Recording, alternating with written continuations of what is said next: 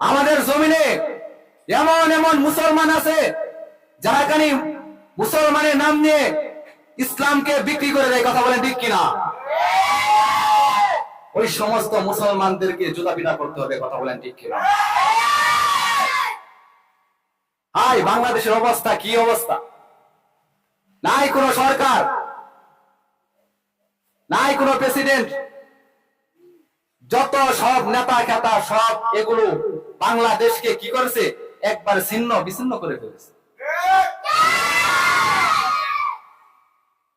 শুধু দর্শন আর দর্শন বাংলাদেশে। কথা বলেন ঠিক কিনা? আল্লাহ রাব্বুল আলামিন আমাদেরকে হেফাজত করেন। সকলে বলে আমিন।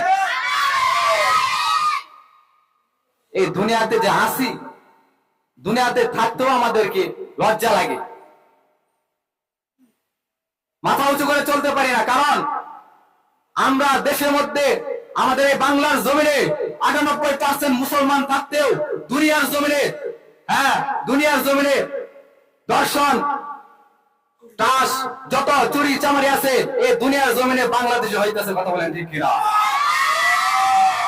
98% মুসলমান। কে মুসলমান? সবাই কি নামে মুসলমান? কে মুসলমান? নামে মুসলমান একটাও না। আল্লাহ আমাদেরকে হেফাজত করেন। সকলে বলে আমিন।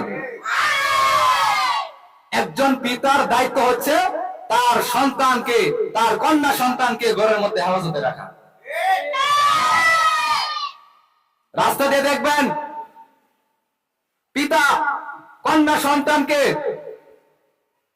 টাকা দিয়ে পাঠায়, ওই মার্কেটে গিয়ে এমন এমন পোশাক পরে, এমন এমন পোশাক কিনে, যা দেখে যুবকরা, কি আর বলবো, যা দেখে যুবকরা বেহুশ হয়ে যায়। কথা বলেন ঠিক কিনা?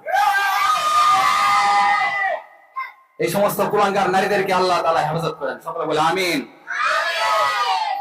আল্লাহ তাআলা সবাইকে হেফাজত করেন। সকলে বলে আমিন।